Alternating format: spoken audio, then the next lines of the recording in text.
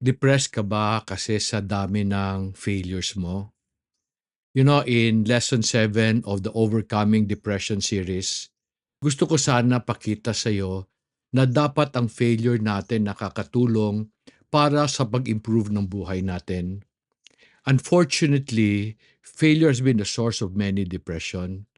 Ikaw ba, nag-fail ka na? Nung nag-fail ka, how did you feel? And what did you do? Alam mo, failing once or twice, hindi problema yan.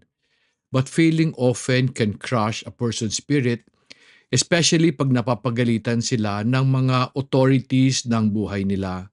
Boss nila sa trabaho, magulang nila sa bahay, teacher nila sa eskwela. Meron ka bang mga pangarap na hindi natupad? Nanaginip ka ba na magkaroon ng isang magandang pamilya, mabait na asawa, masunuring mga anak, at marangyang buhay? Tapos, kabaliktaran ang nangyari. How did this affect you? Alam mo ako, I have read many stories of how people even commit suicide kasi of a series of failure. So many say that the fear of failure lead people to depression. Ako, I disagree. I believe people get depressed because they do not respond properly to their failures. Ha? Pwede ba yun? Is there a proper way to respond to failure? Before I explain tong paraan na to, meron akong tanong sa'yo. Noong nag-fail ka, sinadya mo ba yon? Did you do it para mapagalitan ka ng boss mo, mapahiya ka sa harap ng pamilya mo, bumagsak ka sa eskwela? Hindi, di ba? Alam mo ako, I am learning na walang taong gustong magkamali, walang taong gusto mapagalitan, so therefore walang taong gusto mag-fail. Pero despite of this fact, people will fail. Sigurado yon.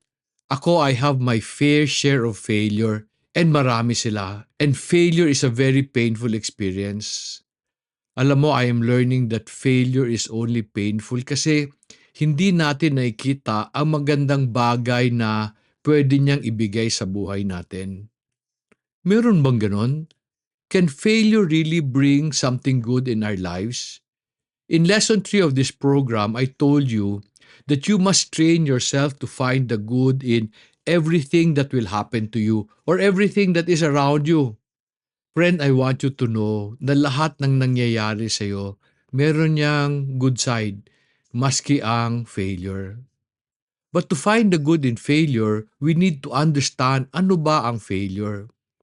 Failure comes from the French word faillir, which means to be lacking. It means a condition of not meeting the expected objectives or goals you have set for yourself, or maybe goals that other people have set for you.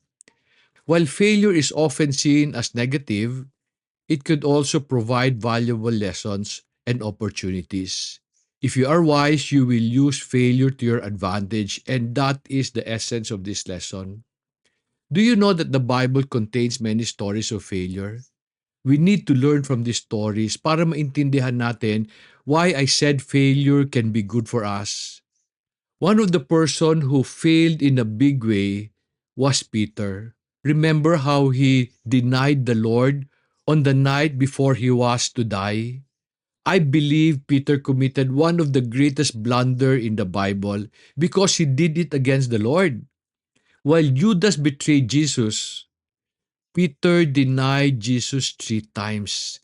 So therefore, hindi yun aksidente, sadya.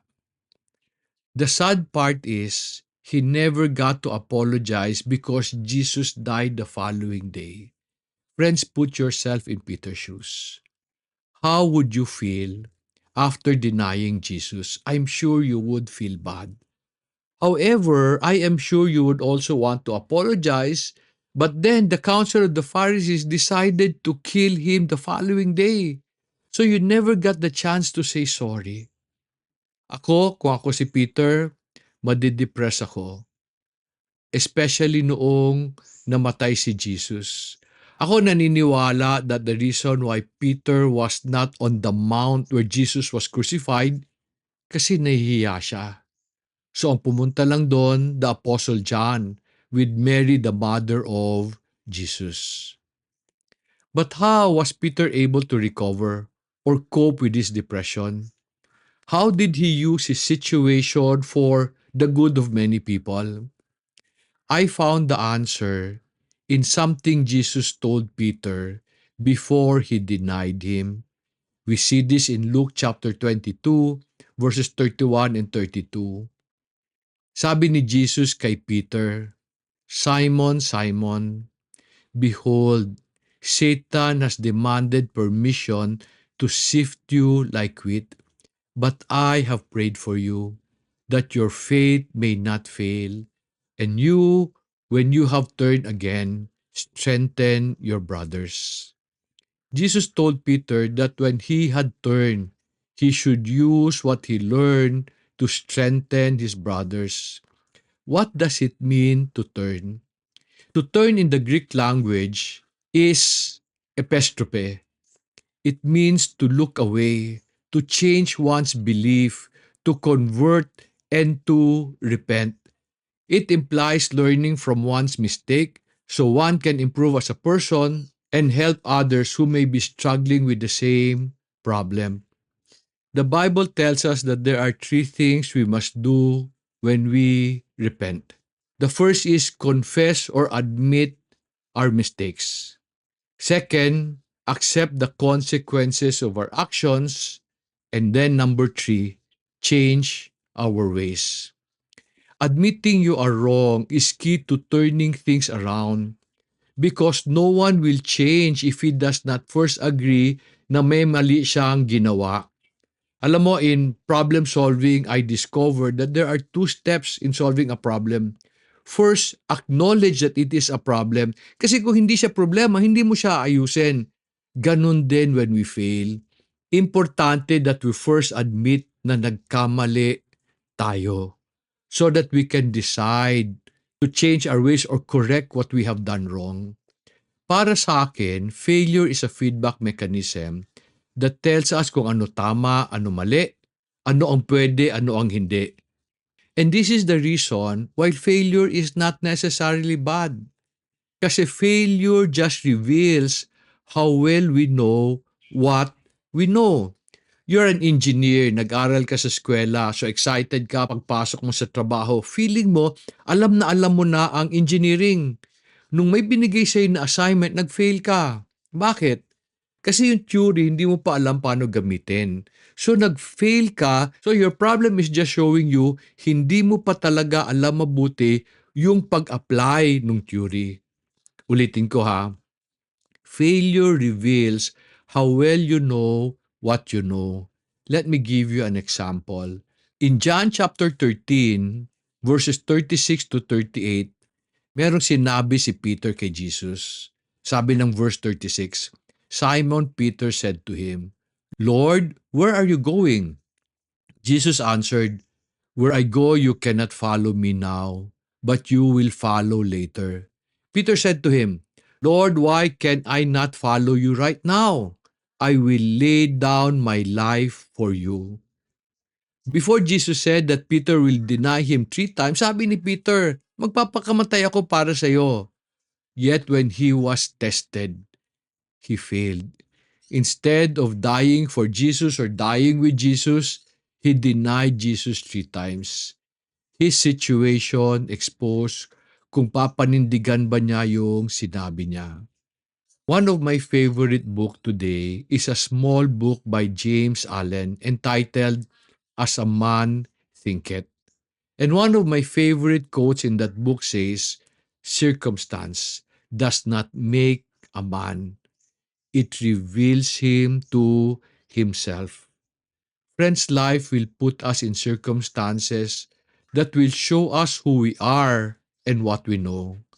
Then life will give us a chance to grow in our conviction and an opportunity to become a better person. Do you know that failure is an important part of life? Ako, I have learned in my business that there can be no success without failure. Ang dami-dami ko na hong pagkakamali. Failures that made our business struggles, failure that made me lose money. However, today, I believe I'm a better businessman only because of those failures.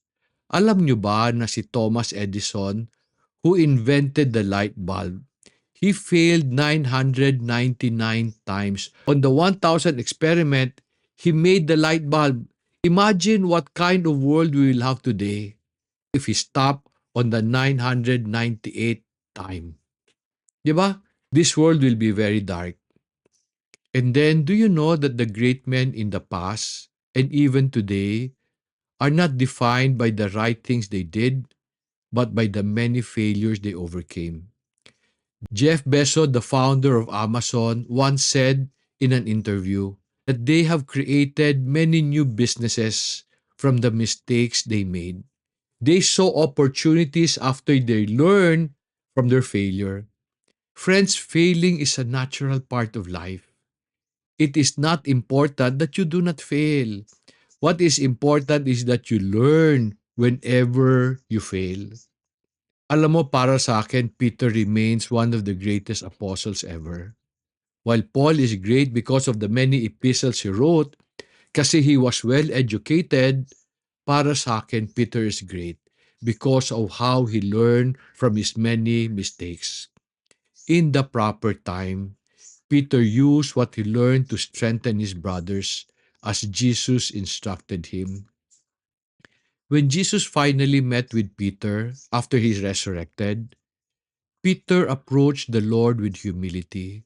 While he was hesitant in the beginning, his love for Jesus drove him to run to his Savior. While they were meeting by the shore, Jesus asked Peter to shepherd his flock, affirming that Peter had indeed turned from his failure and that Jesus had forgiven him for denying him. I want you to take note of what I said. Peter approached Jesus in humility. Alam mo, I am learning that humility is the key to turning or repenting from our mistakes. Humility allows us to learn from our failures. Kanina I said that failure does not lead a person to depression, but the feeling of being a failure will. When does this happen? The reason why people get depressed is because they want to do what they are doing over and over again, expecting a different result, expecting other people to accept what they have done, maski mali, maski kulang.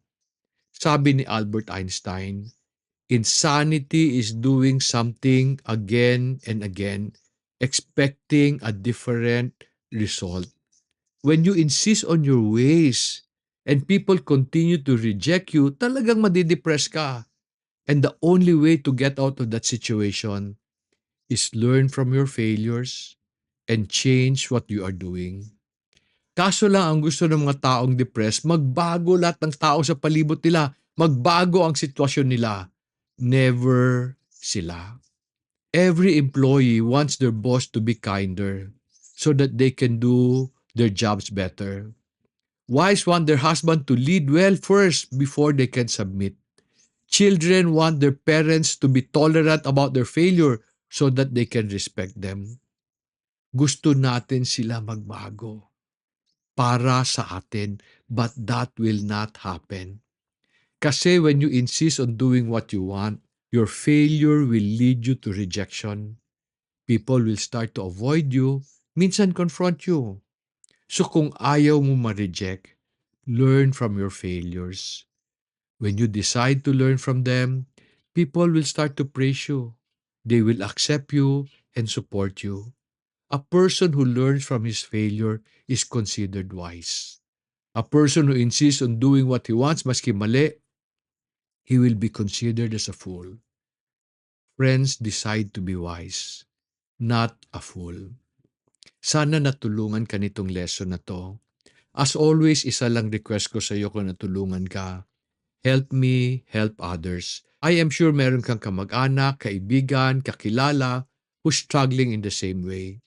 Will you tell them about this program? Will you share the series of videos we have created to help people overcome depression?